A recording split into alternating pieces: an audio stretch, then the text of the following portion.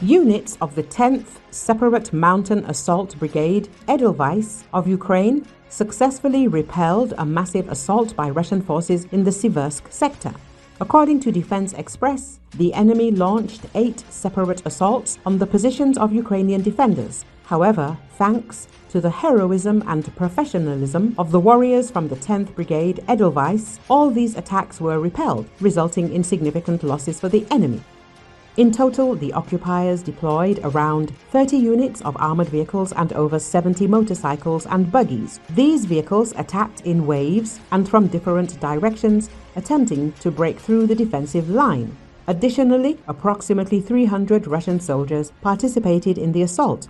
Nevertheless, the Ukrainian brigade and supporting units managed to repel the attack, inflicting heavy losses in both personnel and armored vehicles. FPV drones were actively used to intercept enemy columns, effectively targeting heavily armored vehicles, infantry, motorcycles, and buggies. The enemy lost 3 infantry fighting vehicles that were transporting troops, 13 motorcycles, 4 buggies, 1 MTLB tractor, 1 120mm mortar, and 1 vehicle. In addition to the 10th Separate Mountain Assault Brigade, units of the 54th Mechanized Brigade and the 81st Air Assault Brigade and the 4th Operational Brigade of the National Guard of Ukraine participated in repelling the assault. The situation in the Siversk sector remains tense as the occupiers continue to attempt to breach the Ukrainian defensive lines. Russian troops continue assaults on the Siversk front. Russian commanders are sending occupiers in one direction with no expectation that they will return, says Stepan Barna, the commander of the Barny unit of the Motorized Infantry Battalion of the Edelweiss 10th Mountain Assault Brigade, according to the Kiev 24 channel. A recent BBC analysis reveals that the occupiers have abandoned meat grinder tactics with dozens of soldiers charging across open fields. Now, they send smaller groups on motorcycles, civilian vehicles, and even electric scooters to target Ukrainian positions. While many are eliminated, the sheer number of attempts means some groups eventually break through to reach their objectives. Despite heavy Russian losses, this strategy allows them to capture about 1 Ukrainian village per day. Bana has also confirmed that occupiers are using motorcycles in their assaults. Some of these vehicles are intercepted by Ukrainian forces. The motorcycles are only fueled for a one-way trip, meaning there is no expectation that the soldiers will return.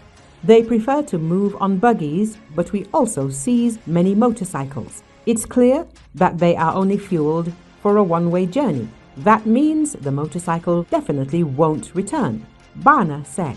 He added that the enemy is attacking from all directions in the Siversk area, attempting to break through the defense line quickly.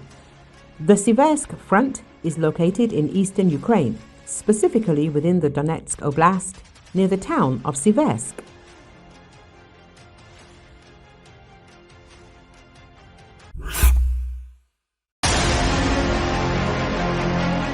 Neither the Kremlin nor the interim Syrian government seems to be confident in the future of the Russian bases in Syria, which is why Moscow continues to announce preparations for the evacuation of its military personnel and military equipment from the bases in Syria in Khmeimim and Tartus. Many sources associated with Hayat Tahrir al-Sham gave different and contradictory statements regarding the future status of Russian military bases in Syria. Analysts from the ISW decided to figure out the situation themselves.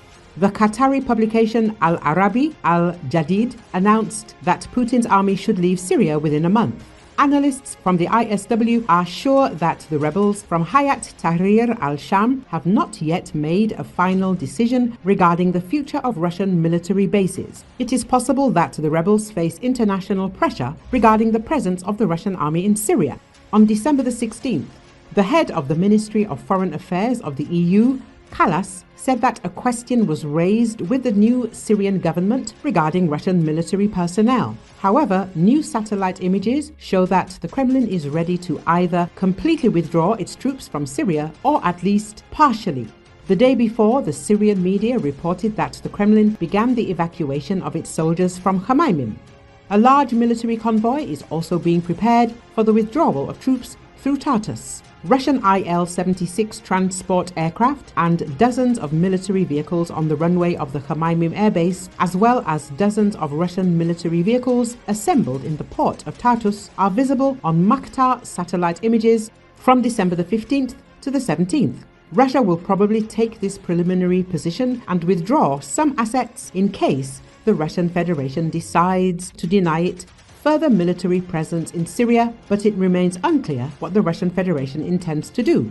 Russia has begun withdrawing a large amount of military equipment and troops from Syria following the ouster of former Syrian President Bashar al-Assad, according to 2 US officials and a Western official familiar with the intelligence. The officials characterized the Russian withdrawal as large-scale and significant and said it began last week, but it is not clear whether it will be permanent. The officials noted, US and Western intelligence suggests that Russian officials have been trying to determine whether Hayat Tahrir al-Sham, the main rebel group now in charge of Syria, is open to a negotiated settlement of some kind that would allow Russia to remain in some of its key bases, the sources all said.